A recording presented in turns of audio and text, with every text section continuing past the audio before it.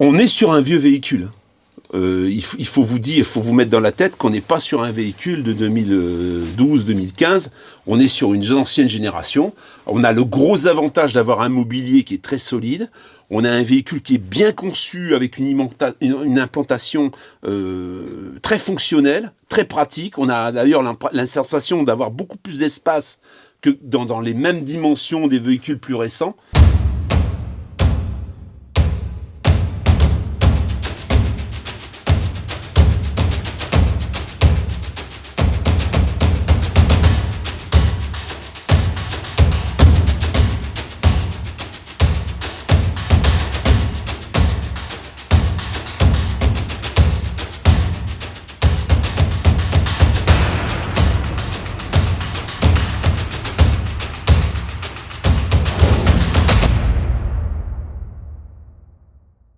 La famille, première vidéo de l'année. Ça va être avec un Laika.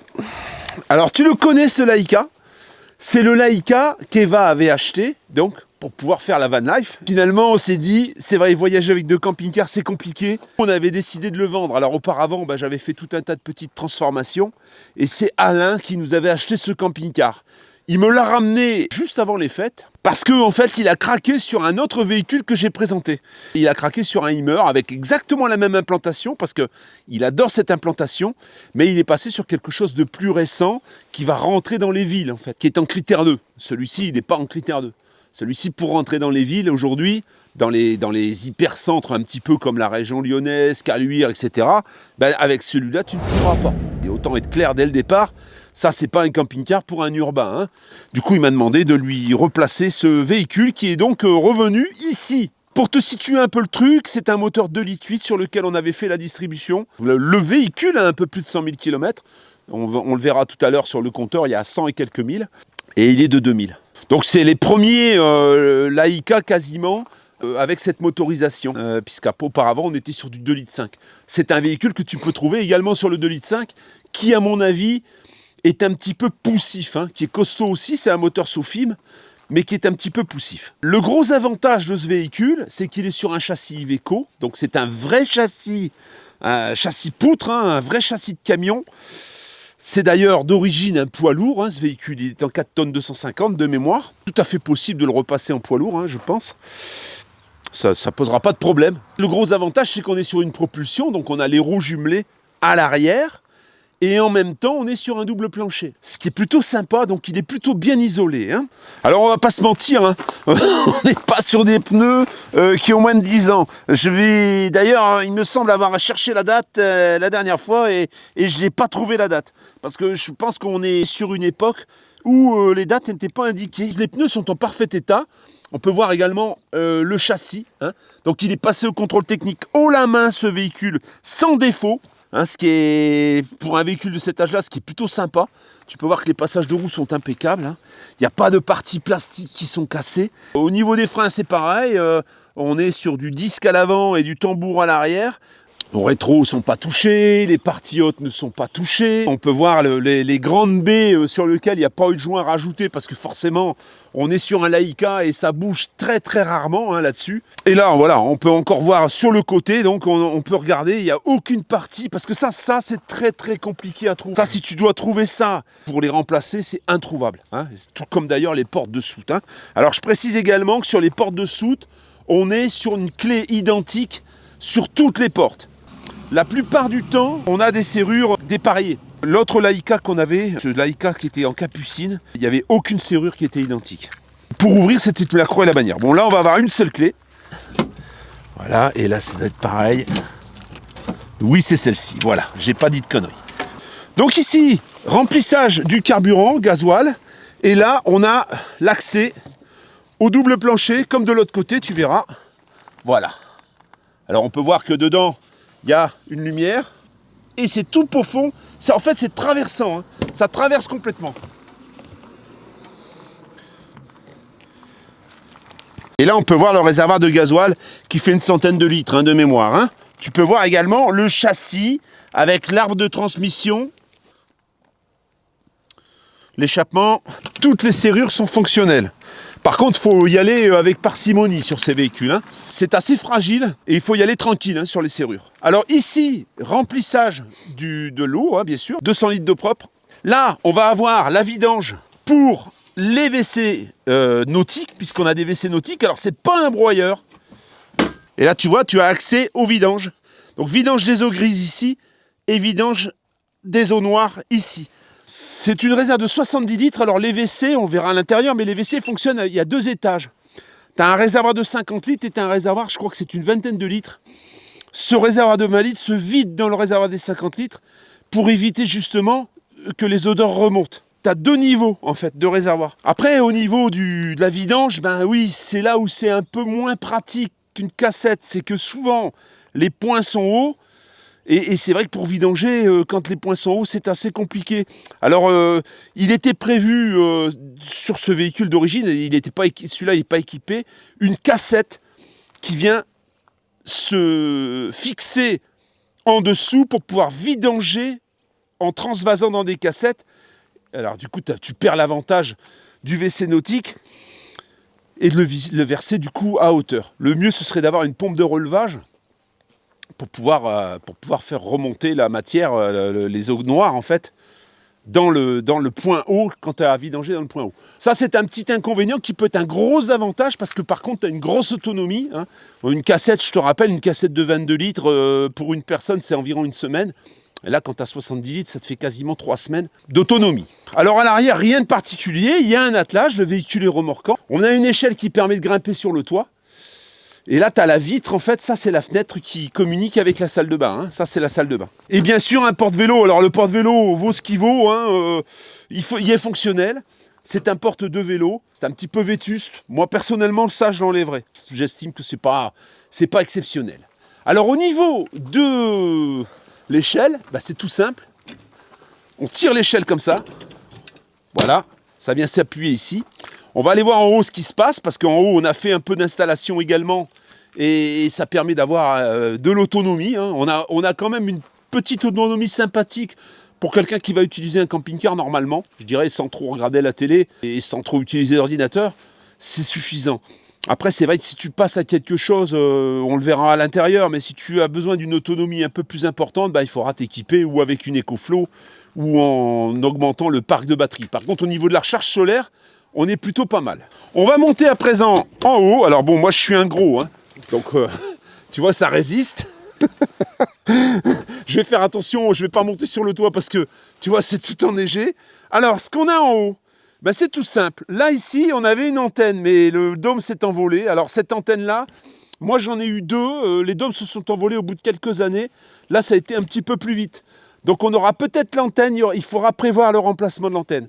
On a des lanterneaux, on est au niveau de l'étanchéité, on est parfait, on avait tout contrôlé. Ça, c'est l'évacuation du chauffage. Normalement, c'est une cheminée comme ça. Il est très compliqué à trouver le système. En fait, ce que je vais faire avant la vente, c'est que je vais déporter la sortie haute, je vais la mettre sur le côté. La plupart des camping-cars aujourd'hui sont sur le côté. C'est trop long pour pouvoir faire le tirage de l'air parce que ça fait à la fois l'air et à la fois l'échappement.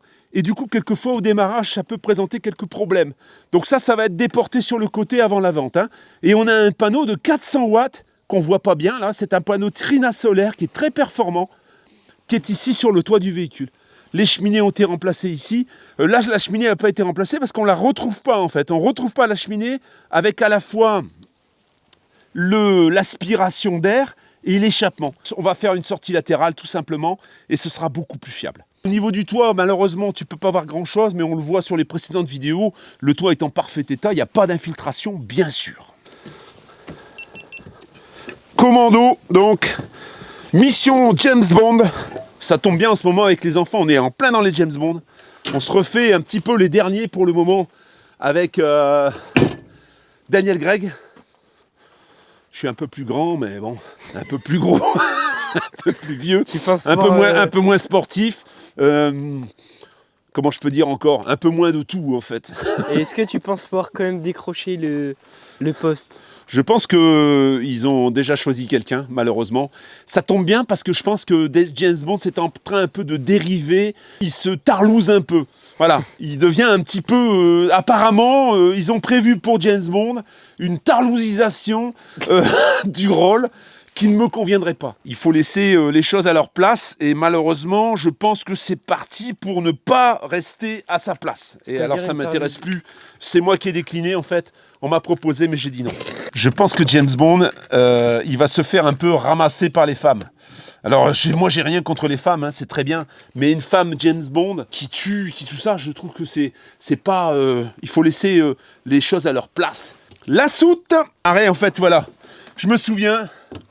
Voilà ce qu'on a. C'est beaucoup plus efficace, ça évite de cogner dans la porte. Ici en dessous, qu'est-ce qu'on a? On a une caisse dans laquelle on a tout ce qu'il faut. Hein. Cette petite manivelle, donc, parce qu'on a un store hein, ici à l'extérieur. Alors il y a des petites choses là qu'on va débarrasser. On a un chauffage supplémentaire, c'est un chauffage gasoil qui est branché, tu vois, directement sur les bouches d'origine. Alors la moquette peut-être elle réclamerait un petit remplacement, bon. Pas terrible cette moquette, hein. On a les cales, et là on a des grosses serrures. Alors le problème de ces portes c'est qu'elles ont tendance à gonfler, bon là elles étaient gelées. Hein, là elles sont pas gonflées, elles sont gelées. En fait souvent, alors celle-ci elle n'a pas trop le problème, hein. Souvent l'humidité passe par les charnières qui sont en haut. Et souvent elle se gonfle ici un petit peu et du coup elle est un peu plus compliquée à fermer. Bon, celle-ci elle ferme, plutôt bien. Par contre, voilà, là, il y a eu un peu de gel, là, parce qu'il fait froid. Bah là, le gel empêche un peu l'ouverture. Hein, donc il faut forcer un petit peu. On a le coffre à gaz. Alors, dans le coffre à gaz, on a encore l'ancien système de lyre sans le duo contrôle. Hein, avec l'ancien... Bon, là, le gaz est coupé. On a la place pour 2 bouteilles. Je dois t'avouer que rentrer des 2 bouteilles, c'est plus sportif que sur ce qu'on fait aujourd'hui, mais bon, ça reste quand même un vieux camping-car, hein, on l'oublie pas. Et ici, donc, on a la connexion à un éventuel barbecue. Ça a le mérite d'exister. Si éventuellement tu avais un barbecue, bah, tu peux connecter un barbecue à l'extérieur qui fonctionne au gaz sur les bouteilles, ce qui est plutôt pas mal.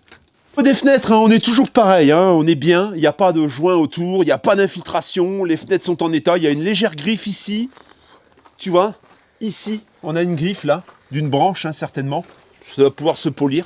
Ici, on va avoir l'entrée donc au 220. Là pareil, tu as la connectique hein, dans le coffre que je t'ai montré tout à l'heure, la connectique y est. À ce niveau-là, on va avoir... C'est gelé. En fait, c'est glacé. Ça s'ouvre tout seul. Hein. C'est l'accès au frigo, à la base du frigo, donc avec le gicleur, le brûleur, etc. Et ça, c'est la grille de ventilation, tu vois, du frigo, tout simplement. Ici, dessous, je ne vais pas te l'ouvrir, on a une batterie de 230 ampères-heure qui est ici en dessous, donc une batterie marine, hein, une batterie classique. Sur cette intégrale, on a 2 portes. On peut rentrer des 2 côtés. Hein. C'est un intégral, mais avec 2 portes. Voilà, c'était comme ça avant. Au niveau des pneus arrière, parce qu'on n'en a pas parlé, comme tu peux le voir, ils sont vieux, mais ils sont état neuf. Alors, au contrôle technique, ça passe bien. Comme je le dis souvent, ça peut poser problème en cas de sinistre par certaines assurances qui pourraient te dire « Ah ouais, mais les pneus, ils ont plus de 10 ans. » Alors, ça dépend. Hein, ça dépend des assureurs. Il est clair que si tu as les 6 pneus à changer, ça va quand même, ça représente un petit budget. Hein. Bon, les pneus resteront, le véhicule est passé au contrôle, les pneus resteront comme ils sont. Hein. 2 portes d'ouverture, comme je te le disais, on a 2 sièges suspendus. Ça veut dire que les sièges, alors c'est pas du pneumatique, hein, c'est mécanique, mais on peut régler la charge et avoir le siège donc suspendu. C'est plutôt pas mal. Alors Eva avait fait refaire les housses, les parties qui étaient abîmées avec du tissu qu'on avait récupéré. Le tableau de bord, tu vois, tout ça, elle avait très bien rénové tout ça et c'est en parfait état. J'adore le tableau de bord de ce véhicule. Je trouve que pour un vieux véhicule, c'est super bien foutu. Tu vois, les panneaux de porte, c'est pareil. Hein. Tout est propre. On a un petit souci sur ce véhicule qui va monter chez Michel avant la livraison. C'est les clignotants. Siège suspendu ici aussi. On a la boîte à fusibles qui est ouverte parce qu'on a un problème de clignotant. Alors, ça vient pas du fusible apparemment. C'est certainement le Komodo qui sera aussi... le problème sera réglé avant la livraison, bien sûr. Hein. Et alors, les sièges, comme tu peux le voir, ils sont en état. On a un tableau de bord qui est incliné vers le conducteur, ce qui est plutôt pas mal. Il est équipé d'un GPS TomTom. Et comme tu peux le voir au-dessus, hein, c'est propre, quoi. Il n'y a rien d'abîmé. Le pare-brise, c'est pareil, il est nickel, il n'y a pas de fissure. Alors, ça se retrouve encore, hein, mais c'est pas super évident à trouver quand même, ce type de pare-brise. Hein. Donc, il vaut mieux qu'ils soient en état quand même. C'est d'ailleurs un peu le cas de tous les vieux véhicules. Hein. On va passer maintenant à l'intérieur du véhicule. On peut voir les bouches de chauffage, tu vois. On peut voir, oui, hein, le sol qui est en parfait état pour un véhicule qui a quand même, qui est 2020, qui est de 2000, qui a quasiment 24 ans maintenant. On peut presque passer en collection. Là, c'est pareil, hein, tout ça, c'est impeccable, quoi. Pour monter dans ce véhicule, eh bien, on a un marchepied. Alors ça, tous ces côtés-là, ça avait été comblé, parce qu'en fait, ici, il y avait une moustiquaire qui n'était pas très pratique, qu'on a virée, en fait, hein, qui était toute déchirée. Donc on l'a virée. Là, il y a une protection, tu vois, une protection thermique qui vient s'agrafer sur la porte. Le loquet de verrouillage, ça, c'était pour tenir la moustiquaire. Hein. Ensuite, au niveau du marchepied, comme tu peux le voir, ça fonctionne. Alors ça, c'est pareil. Au moment où on a repris le véhicule et qui était destiné à Eva, ça a été complètement refait. Parce qu'en fait, ils avaient ajouté de la tôle comme ça. Et du coup, ça avait cassé le mécanisme, ça avait cassé le système, parce que c'était trop épais. Donc on a remis de l'antidérapant comme d'origine. On a comblé la partie vide avec une pièce. Et on a comblé tout le tour du cadre, tu vois, pour que ce soit bien jointé et puis qu'il n'y ait pas de problème d'étanchéité. C'est plus isolant que ce que c'était au départ. On a un plancher qui est vraiment super sympa. Hein. Je peux dire que l'ambiance générale du véhicule, ce plancher contribue largement à l'ambiance de ce véhicule. Alors il faudra qu'on repasse un petit coup d'aspirateur peut-être parce que c'est un petit peu sale à l'intérieur. Les deux sièges se tournent. Celui-ci, c'est un peu plus compliqué. Il faut le reculer, il faut descendre le frein à main. Mais il se tourne également. On a un petit système de gonflage sur le côté du siège. Tu as une petite pompe ici pour gonfler les lombaires. Hein. Voilà, ici en dessous. Hein. Ensuite, le tableau de bord, il n'y a rien de spécial à te dire. Hein. Voilà, bon, si je mets les clés, par exemple, ici, c'est cette grosse clé. On a deux jeux de clés, on a les deux trousseaux. Hein. On va tourner, tu vois. Comme tu peux le voir, on a 111 000 km. Il n'y a rien de cassé, il n'y a rien d'abîmé. Le volant n'est pas usé, tu vois. Les pédales, tu vois, c'est pareil. Hein. Le plancher, le revêtement, c'est tout nickel, hein, vraiment. Hein. Alors, je te précise également qu'on a un chauffage additionnel. Ça veut dire que quand le véhicule tourne, tu peux chauffer avec le liquide de refroidissement cette partie-là par ce radiateur uniquement, hein, par cet échangeur.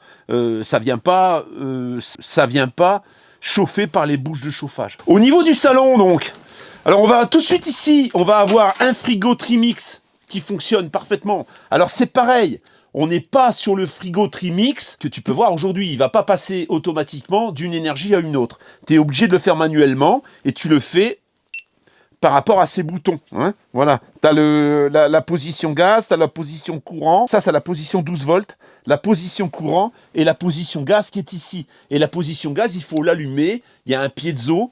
Ça fonctionne, tout fonctionne. Le frigo est en état, tu vois. C'est un petit frigo tabletop qui est en parfait état. Petite étagère de rangement ici au-dessus. Et tu vois, là, ça fait toute une place. On pourrait presque mettre un élément haut ici. Hein. Au niveau de la table, bien, elle se tourne dans tous les sens. C'est un 4 places carte grise. On a deux ceintures, elles sont cachées derrière, hein, mais elles sont là. Voilà, deux ceintures face route. Et on a les deux places donc qui sont ici. Hein. Les occultants, c'est pareil, c'est capricieux. Hein. Je te cache pas que bon, ça marche, mais faut pas trop les bousculer. Tu vois, on a les moustiquaires et tout. C'était assez fragile hein, dans ce temps. Hein. Les lampes ont été rajoutées.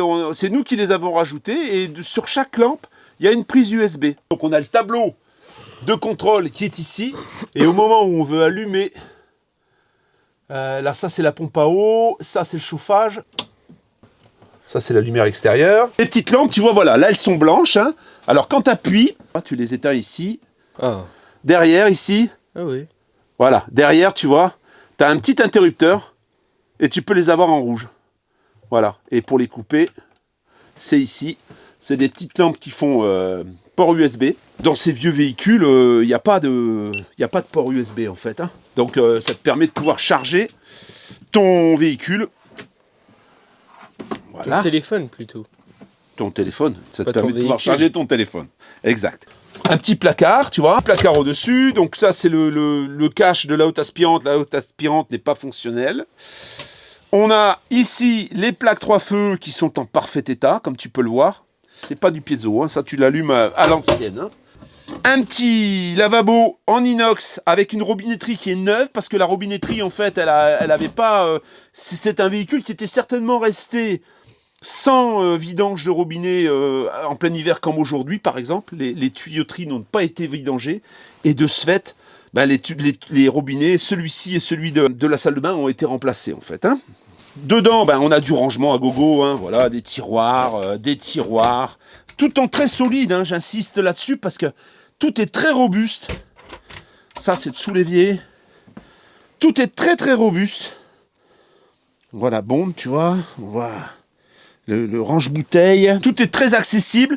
Il y a un petit store ici. Bon, ça, tu verras ce que tu veux en faire. Un petit four. Alors, le four ici, c'est assez spécial pour l'ouvrir. Voilà, il y a une sécurité qui est en très bon état et qui est fonctionnelle également. Je crois même que on peut allumer. Voilà, tu vois. On peut allumer la lumière à l'intérieur. Si jamais tu n'as pas de courant, s'il n'y a pas assez de lumière, bah, tu peux te... Des rangements, là il y a un emplacement pour la télé, il y a un routeur, hein. Il y a un routeur Technica, il faudra remplacer l'antenne par contre, parce que l'antenne est cassée, mais il y a un routeur, voilà. Alors ça c'est la télécommande du chauffage additionnel, et on a ici le module avec la sonde de température, hein, qui est ici. La literie c'est un lit à la française, comme tu peux le voir. On a une bonne literie. Hein. Nous, on avait tout nettoyé la literie. La literie est propre et elle est nettoyée. Hein. On a une énorme fenêtre avec toujours les occultants. Premier couchage de personnes avec à chaque fois des... Alors, c'est tout très costaud. Hein. C'est tout très solide. Il y en a tout le tour. Tu as une petite corniche là dans laquelle tu peux ranger également tes affaires, ton portable par exemple, puisque les 2 lampes qui sont ici sont sur port USB également. La partie arrière est matelassée, hein, comme tu peux le voir. Il y a un autre détail que je ne t'ai pas montré, on en parlera à la fin, c'est le lit pavillon, parce qu'on a un lit pavillon également, je te montrerai après. On a dedans le régulateur NPPT qui peut accueillir encore un panneau. Hein. Ça, c'est la colonne dont je te parlais, colonne d'air et colonne d'échappement. C'est pas super, ça c'est pas super, et ça va dégager. Et on va avoir une sortie du chauffage. Alors, le chauffage est accessible par ici, tu vois. Ça, c'est le chauffage. On voit qu'on a la pompe à eau également. Je ne sais pas si tu vois très bien parce qu'il n'y a pas beaucoup de lumière. Donc, c'est très accessible. Et on va faire une sortie d'échappement ici sur le côté pour faciliter un peu les choses. Parce que c'est vrai que c'est pas génial. Ça, c'est la coupure de gaz pour le chauffage. Et tu vois que tu as une entrée disponible là, si tu voulais ajouter autre chose. Il y a une particularité sur la IKEA qui est plutôt sympa. C'est... ce tiroir qui permet de chauffer, par exemple, le petit linge, les choses que tu as envie de chauffer, tes chaussettes. Et en dessous, donc, on a un accès direct au chauffage avec le coupe. Tout est très accessible. C'est ça qui est bien. C'est que quand tu dois réparer quelque chose, c'est assez facile. Donc ça, c'est la sécurité gel, hein, qui avait, de toute façon, tout avait été vidangé, donc il n'y a pas de problème. Juste à côté, on a, encore une fois, des petits placards pour pouvoir ranger tes affaires, ton petit linge, etc. C'est un véhicule qui a énormément de rangement, en fait. Il fait un peu moins de 7 mètres, il fait environ 7 mètres de mémoire. Mais il y a beaucoup de rangement. Tu as des petites ceintures, tu as une petite ceinture ici, et ensuite, en descendant tout ça, eh ben, tu vas avoir une literie. Hein. Voilà, une literie. Alors là, je ne vais pas la descendre à fond parce qu'il faut rabattre les dossiers. Hein. C'est très facile, les dossiers. Tu as le réglage d'inclinaison qui est sur le côté. Donc, quand les sièges sont tournés face route, il te suffit de mettre un petit coup sur le cran de réglage et de pousser le dossier et c'est fait. Donc ça, c'est une billetterie 140. Alors, et tu vois, les ressorts fonctionnent très bien parce qu'en fait, c'est un lit qui a pas beaucoup servi. Alors là-dessus, c'est pareil. On avait rajouté une pièce de bois comme celle-ci parce qu'il y avait un espèce de daim qui venait et qui faisait des bouloches. C'était dégueulasse. Ça, on l'a viré, hein, pour que ce soit plus propre surtout. Hein. Ce que je voulais te montrer aussi, la commande du chauffage est ici. Hein. Et le chauffage, donc le Truma, fait également l'eau chaude. Il y a eu une période où on avait les deux séparés. Là, on est déjà sur un système où on a le Truma qui fonctionne, qui fait le chauffage et soufflerie, bien sûr, et qui fait en même temps l'eau chaude. Sur cette partie, ce que je t'ai pas montré, c'est qu'ici, par exemple, on a également un rangement, ce qui est plutôt pas mal. Hein. On peut y loger les livres, ce qu'on veut. C'était très astucieux. Hein. Et ici devant, tu vois, c'est pareil. On va avoir une porte. Voilà. Avec un rangement également. On pourrait presque mettre un petit chat avec une litière, là, tu vois. Ce côté-là, il me semble... Voilà, là, on a carrément le sommier. Hein, donc, pour y loger des choses, Là, on n'a pas la charnière comme on le voit sur les nouveaux véhicules, où on soulève le lit pour pouvoir accéder sous le rangement. Là, le rangement est accessible par l'extérieur, c'est beaucoup plus simple. Hein. Alors voilà, ici je suis dans la salle de bain. Alors tu vois la porte type bateau avec cette espèce de miroir, c'est très sympa. Au dos de la porte, on a des accroches pour accrocher des serviettes, un sèche-serviette aussi. Et là, alors tout ça c'est plastifié en fait. Ça fait le bac à douche est ici, en parfait état. Mais on a une partie qui est ici, qui est plus facilement d'ailleurs, qui est plus facile d'entretien parce que on est sur la même qualité que le bac à douche. Un petit lavabo avec une robinetterie neuve. On a ça, c'est censé pour ranger le gobelet. On a des rangements. Tout est post-formé. Hein. Alors là, il y a une lumière. Je viens de couper le courant, mais elle fonctionne. Hein. Et là, tu vois, il y a 2 miroirs. Ici, pareil, rangement. Tu vois, il reste encore du produit pour les toilettes. Le porte-papier légèrement sur le côté. Et les toilettes, donc, il y a 2 pédales. Il y a une pédale pour vidanger, une pédale pour la pompe à eau. Et le côté qui est ici, cette manette, ça te permet de descendre le premier niveau dans le deuxième. La petite douchette, bon ben voilà, hein, il n'y a rien d'extraordinaire. Il y aura peut-être la douchette à changer parce qu'elle est pas super. Hein, voilà. Sinon, là, les moustiquaires ici sont neuves. Toutes les parties, tu vois, tout est impeccable. Tout est propre. Il n'y a rien à déplorer sur ce véhicule. Au niveau de l'étanchéité et tout, c'est en parfait état. Hein. On est sur un vieux véhicule. Il faut vous mettre dans la tête qu'on n'est pas sur un véhicule de 2012-2015. On est sur une ancienne génération. On a le gros avantage d'avoir un mobilier qui est très solide. On a un véhicule qui est bien conçu avec une implantation très fonctionnelle, très pratique. On a d'ailleurs la sensation d'avoir beaucoup plus d'espace que dans les mêmes dimensions des véhicules plus récents. Maintenant, on est sur un vieux véhicule. Donc, il faut s'attendre à mettre la main régulièrement dans ce véhicule de temps en temps. Hein. Il y a des petites choses des petites choses qui sont quelquefois capricieuses. Et ça, c'est un peu le lot des anciens véhicules.